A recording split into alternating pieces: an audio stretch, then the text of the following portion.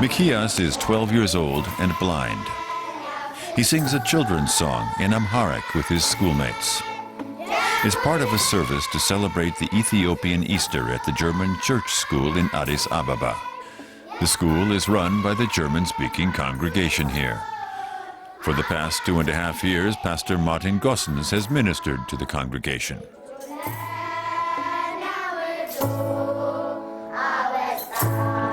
He came to Addis Ababa with his wife, 3 children, and a dog.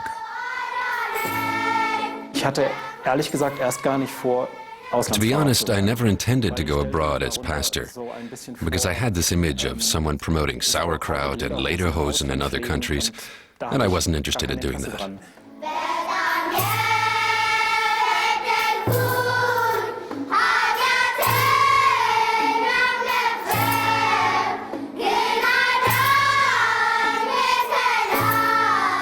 Und als ich dann von Addis Abeba hörte und dass die Gemeinde mit einer Schule verbunden ist. And then when I heard about Addis Ababa and that a school is attached to the congregation, I thought, that's it.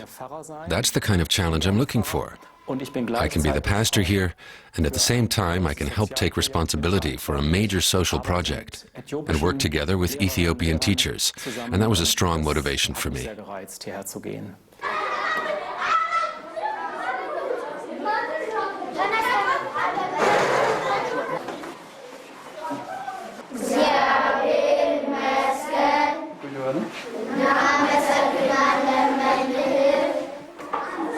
The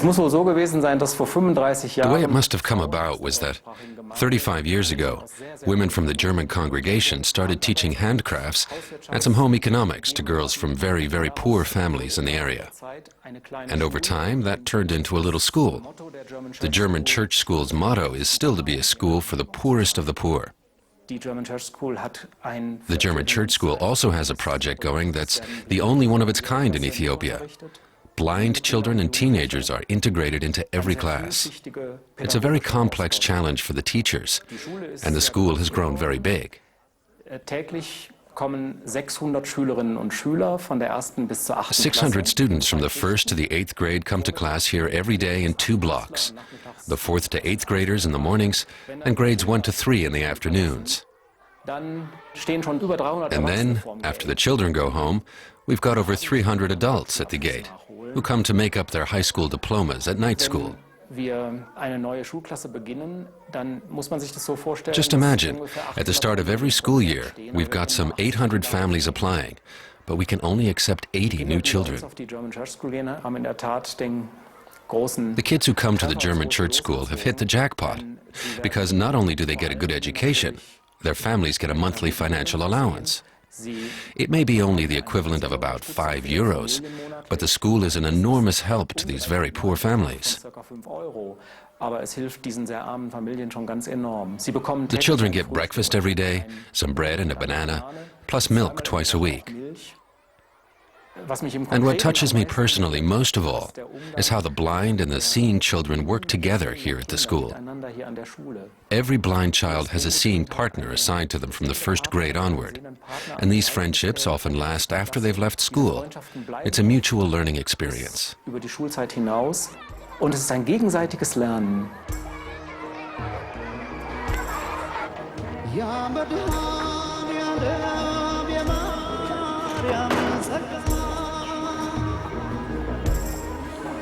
The school day is over for 13-year-old Marit and her friends. Girls are given preference for admission to the German church school, as they have few other educational opportunities in Ethiopia. Children from neighboring congregations are also accepted if their families are unable to afford any other school for them. Das eine Kriterium ist natürlich das Alter. One criterion is, of course, age. Another is the radius or the vicinity the children come from. There's no point in taking children who have to travel an hour by taxi or bus to get here. Very few of them would even have the money to pay for transportation. I used to work as a housekeeper for Marlett and Abraham's parents. When the parents died, I was asked if I could take on responsibility for the children's education. I'm trying to be a good foster mother to them. I've been earning a little money selling pita bread. The German congregation paid for the ingredients and an electric oven. I have regular customers for the bread, but unfortunately I fell ill recently, so I haven't been able to bake any.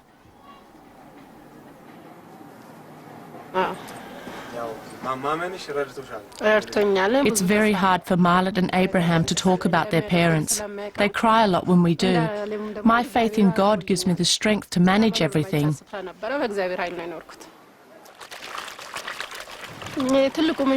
We used to live in an area that was just unbearable. I don't wish anything for myself. At age 32, I'm already old. I just wish a better life for the children and that God may help them along their path. I don't expect any kind of pension or financial support later on from the children. What I'm afraid of is losing the children when they grow up and leave me. But it's my faith to trust entirely in God's help. Das stärkste Auswahlkriterium bei uns ist die Armut. For us, the first criterion for admission is poverty, but that puts us in quite a dilemma. We want to take the children of the poorest of the poor, but we reach families in which the parents or one parent has just managed to get a little work and earn enough to get above the minimum subsistence level. Should we now penalize these families for making the effort to find that work and improve their standard of living a little? So we decided to accept a certain percentage of children from families in which one of the parents has a job.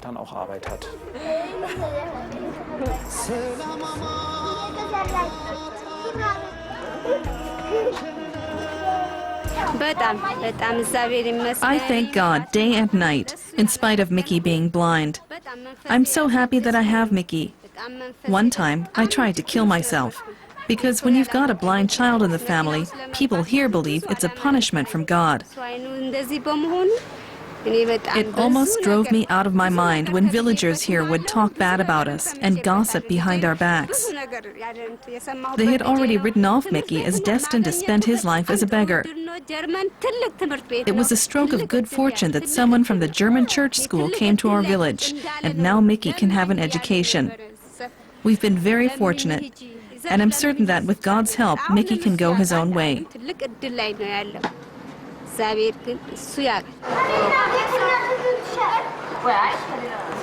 Mikia spends much of his time outside of class at the German church school as well. For him and many of the other students here, the school is a place where they can be together with other kids. Mikias has been learning karate and he enjoys playing soccer. He finds his way around the pitch by hearing alone. His teammates help by shouting which way the ball is headed.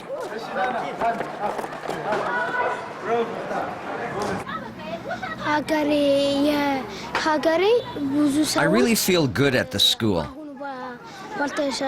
Someday when I grow up, I want to be a lawyer, because then I'll be able to help the poor. I want justice, because so many poor people can't afford a lawyer. I love my country, and I want to serve it, so that it won't suffer from ignorance and poverty anymore.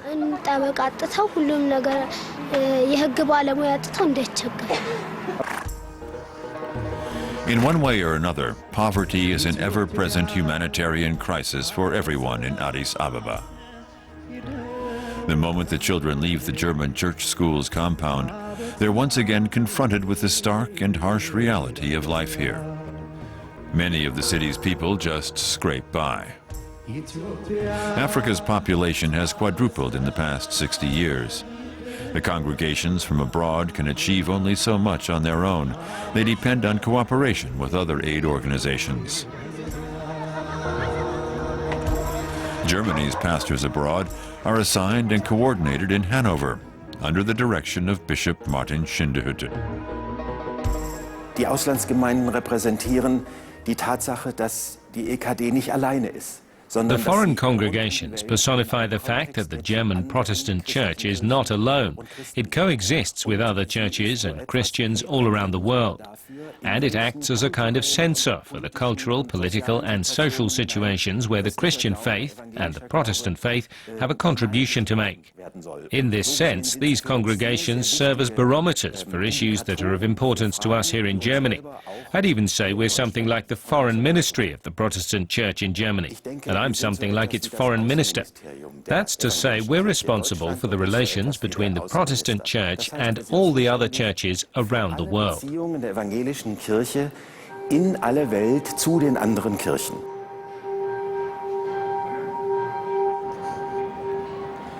The Hague in the Netherlands has had a German-speaking congregation for over 150 years. It was founded by Dutch and German merchants. The German Congregation's church is the only one in The Hague's downtown that still holds regular services. Once a year, Pastor Eckhard Benz-Wenslav and his wife Barbara take a trip to the IJsselmeer with their confirmees. I first got to know my husband in the foreign congregation in Jerusalem, and later on, I studied with the foreign congregation in Birmingham. Of course, that's why we're here. The desire to come here was nourished by our experiences in other congregations. This is the first time I've been assigned to a foreign congregation as pastor, and at the moment I'm in Enkhuizen with a sailboat at the confirmation camp. Once a year we go on a trip with our confirmees.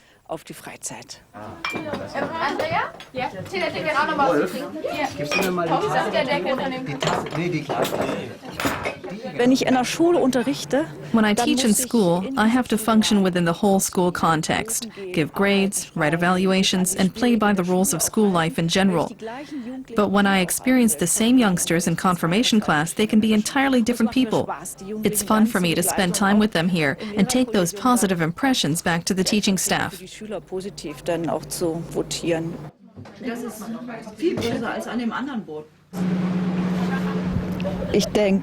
From a theological standpoint, I see hardly any differences in the congregations, but in terms of structure I do. I'm dealing with entirely different people than I would in Germany. They're from all different professions that are new and interesting to me. I don't have the same structure in congregations in Germany. I think these are special young people. Some of them have already lived in several countries. They come from a sort of class of globe-trotting nomads. These young people come from well-to-do families and have already been to several schools. Very often German isn't even their mother tongue, but they can speak it wonderfully. Aber Deutsch wunderbar sprechen können? Ich habe früher in Hawaii gewohnt.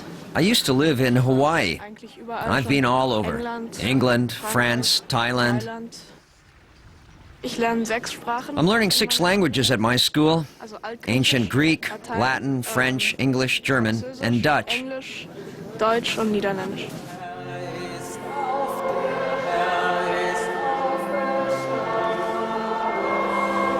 The German congregation in The Hague has broadened the scope of its activities beyond its own members to include its Dutch host city.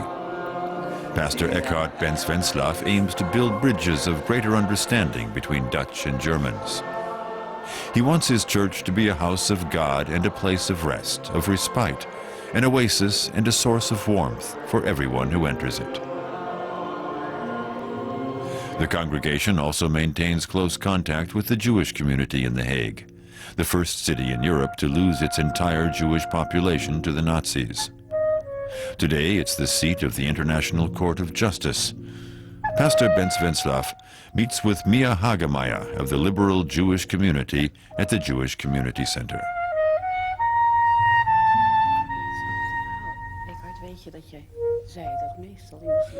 Today, the residents of what was once The Hague's Jewish quarter are largely Muslim or Asian. Over 60 years after the end of the war and the Holocaust, the Jewish community here numbers barely 2,000 members. None of the synagogues have been rebuilt, but relations and the dialogue between the religions are alive and well. I think people who move back and forth across the world because of their jobs are missing a sense of home. And when they come here to The Hague, they get some idea of home from our community. I do hope we're able to communicate that. They can find a bit of home in the language and their own spirituality.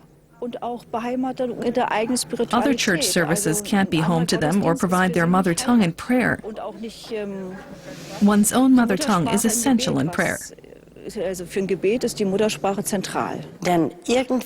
Somehow, as you get older, language tends to lose its force.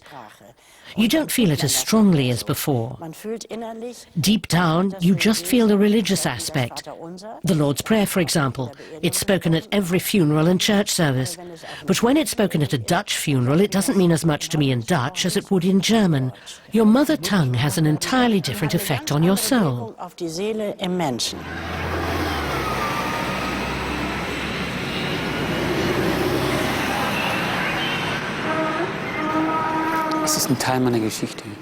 It's a part of my personal history. I came here more by chance as a student in 1991. I had a choice of places I could go. I didn't want to go to the highlands of Papua New Guinea, but to Hong Kong. That was more of a subconscious decision. Working as a pastor in northern Germany for 10 or 15 years is one thing, but here you have the memories, the experiences. You've always got your eyes and ears open. A point comes when you realize you actually get to come and live here for 6 whole years. It was like an answer to my prayers, or a miracle, or whatever you want to call it.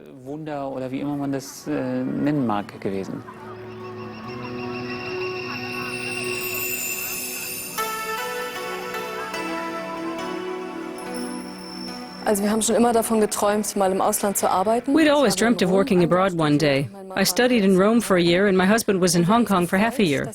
So we were very glad we managed to get this assignment in Hong Kong. It's just fun to live here. It's an interesting city. The blend of Eastern and Western culture is tangible everywhere you look, whether in the cuisine, or the music, or the culture, or religion. This is a very interesting neck of the woods to live in.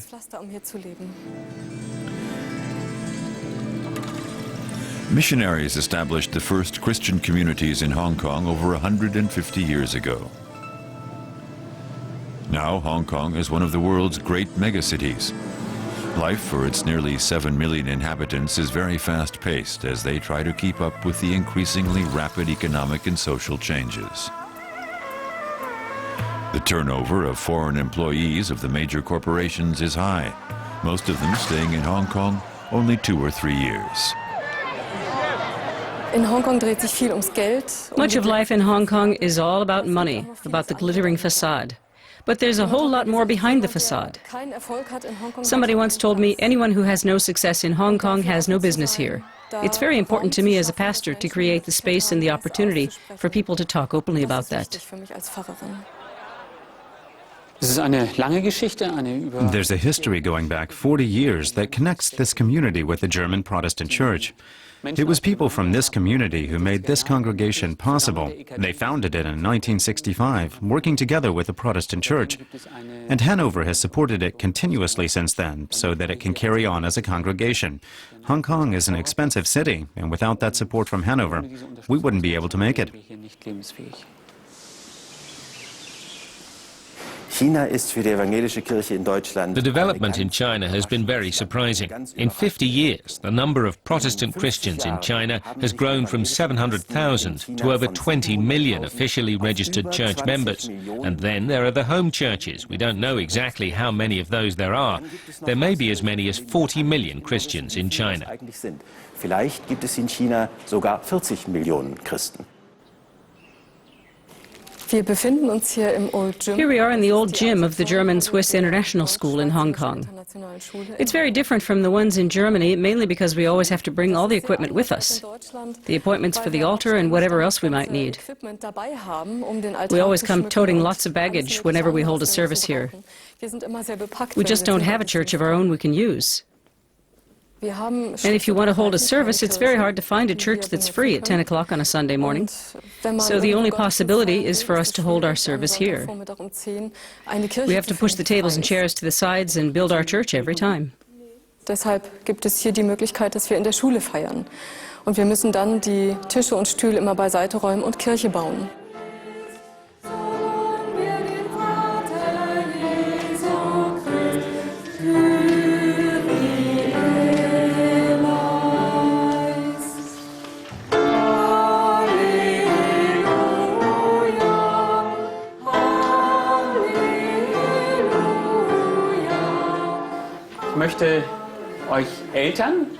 I'd like to pose the baptism questions to you parents and godparents, for which I ask you to stand. First, I ask the parents, Dear Gesine, dear Wing, Nina has been entrusted to you as God's gift. By this baptism, she is to belong to God and the Christian community. Will you do whatever is in your power to nurture the Christian faith in your child? And will you raise Nina in the awareness of her responsibility before God? To answer, say yes, with God's help.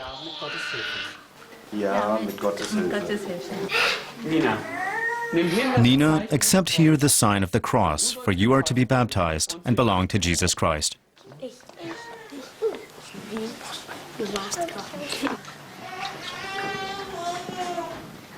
Nina, I baptize you in the name of the Father, the Son, and the Holy Ghost. May the Holy Ghost give you strength and stay with you, and may Jesus Christ keep you in His community and preserve you for life eternal. Peace be with you. We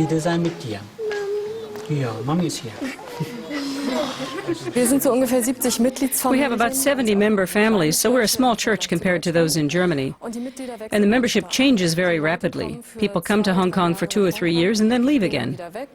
They're members while they're here, but they have to join the congregation formally. We're a volunteer congregation. And then they leave Hong Kong and the congregation again, and we have to worry about how we're going to keep our membership at 70 families.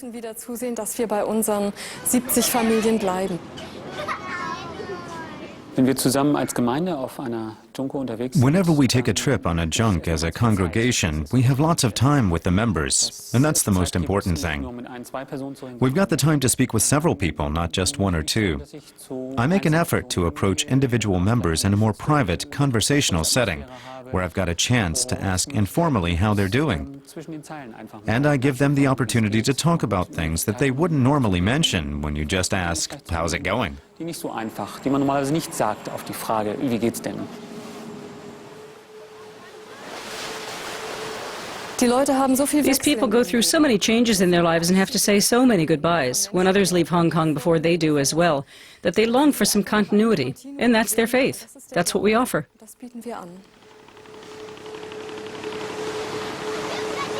Thank you, Lord, for giving us food, so we have.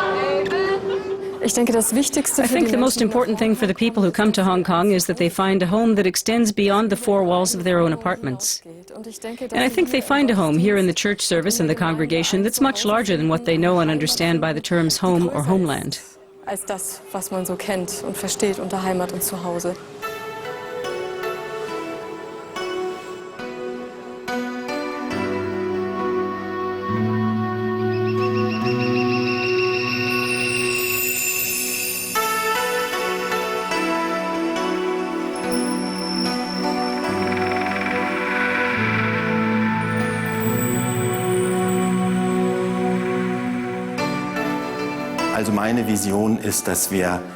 My view is that we can't live Christianity in any other way than in a worldwide context.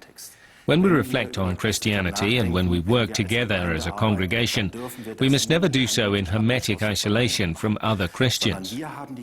Here, more than almost anywhere else, we have a great opportunity to make a difference as Christians all around the world, and just as much with issues of globalization as well. What other organization is there that works and thinks together with all the various forms of Christianity in the world and testifies in unison to peace and reconciliation with God?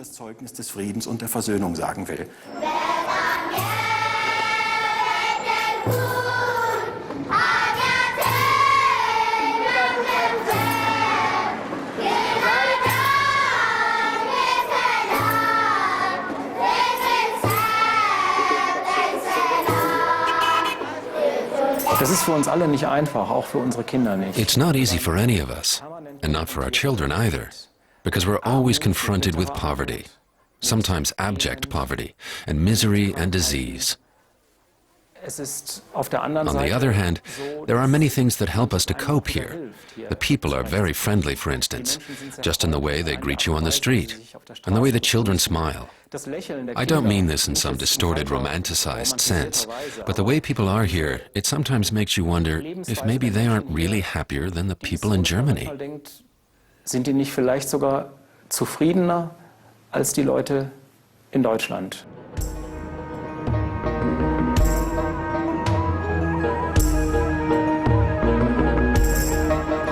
Ya Medhanyalam ya Maryam ጸጋ ቤዛን ይሆን ለኔ ጎኑን ተወጋ